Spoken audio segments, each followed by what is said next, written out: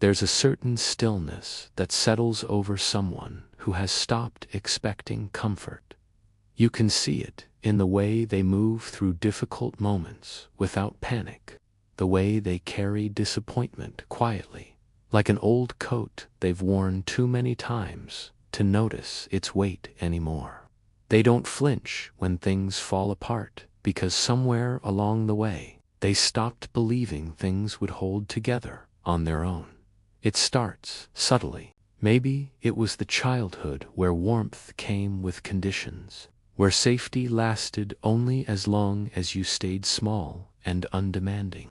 Or perhaps it began later, through relationships that promised shelter but delivered storms, through jobs that praised resilience while draining it, through a world that kept whispering, "You're on your own," until the message finally sank in. If this perspective resonates, you can support the video by liking it. The mind adapts to what it cannot change. Neuroscience tells us that repeated exposure to instability rewires the brain's expectation centers. The amygdala, designed to detect safety and threat, begins defaulting to caution. The prefrontal cortex learns to prepare for disappointment before hope can fully form. This isn't pessimism, it's pattern recognition. The nervous system simply stops investing energy in outcomes it has learned not to trust. People who stop expecting comfort develop a strange kind of strength, not the loud, motivational kind, the quiet kind, the kind that shows up alone at 3 in the morning when the mind spirals and no one is coming to fix it. They learn to sit with their own chaos without demanding rescue, to hold their breaking heart without searching for someone else's hands. Comment silent if this describes your experience. Psychologically, this shift often follows what researchers call learned helplessness, but that term misses something crucial. These people aren't helpless. They're self-reliant to the point of isolation. They've learned that reaching for comfort can hurt more than going without it. Because every time they reached and found nothing, the emptiness echoed louder than the original pain. There's a loneliness in this independence, the kind that lives in always being the strong one, the stable one, the one who doesn't need. Friends lean on them during crisis, but rarely ask how they're holding up, because they seem fine. They've mastered the art of carrying weight invisibly, of bleeding without showing the wound, of needing without asking. In attachment theory, this resembles avoidant patterns, but it's more nuanced than that. Many of these individuals aren't afraid of closeness. They're afraid of the crash that follows, trusting it.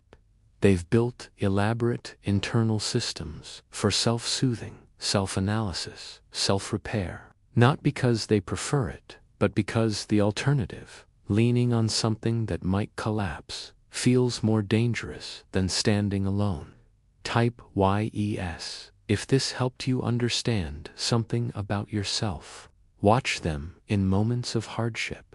They don't complain much, they assess, they adapt. They move through difficulty with a practiced efficiency that looks like strength, but often hides exhaustion, because the absence of expectation doesn't mean the absence of desire. They still wish for softness, for someone to notice they're struggling without being told, for a moment where they don't have to be the one holding everything together. But wishing and expecting are different countries. They live in the first while building walls around the second. There's a cost to this self-sufficiency. The body keeps score even when the mind stops counting. Chronic tension settles into shoulders that have held too much alone. Sleep becomes shallow because the nervous system never fully rests. Trust atrophies from disuse. And relationships, even good ones, carry a hesitation, a subtle holding back, because vulnerability requires believing that someone will catch you.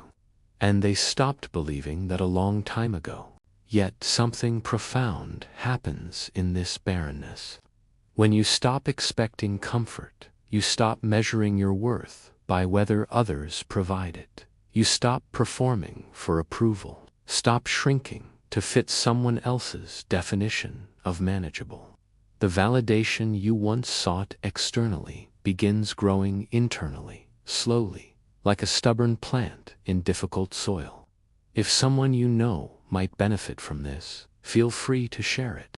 These are the people who learn to celebrate their own victories in silence, who comfort themselves after hard days without needing witnesses, who find strange peace in self-reliance, not because it's fulfilling, but because it's familiar, predictable, safe in its isolation.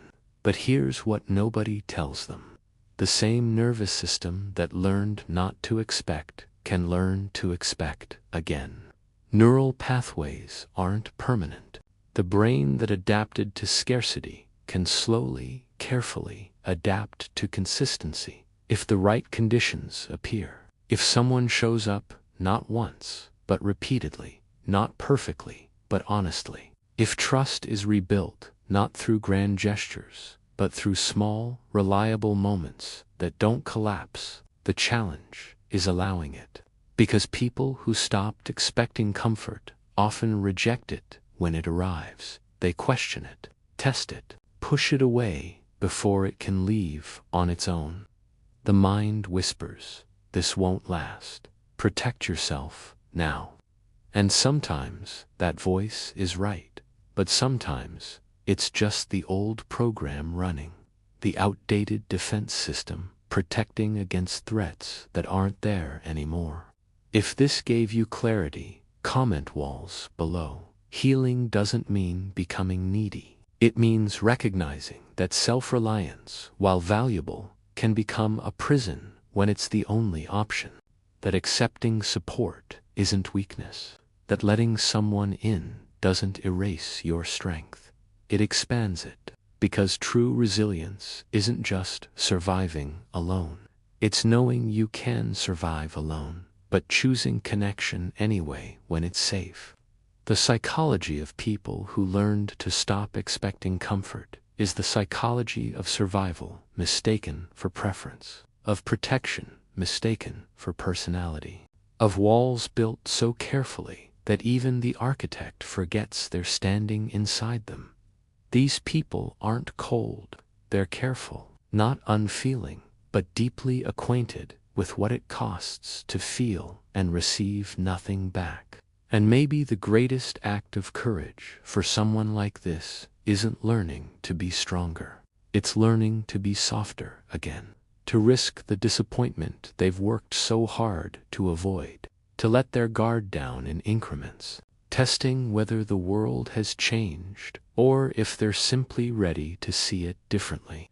Because somewhere beneath the self-sufficiency, beneath the practiced independence, lives the truth they rarely admit.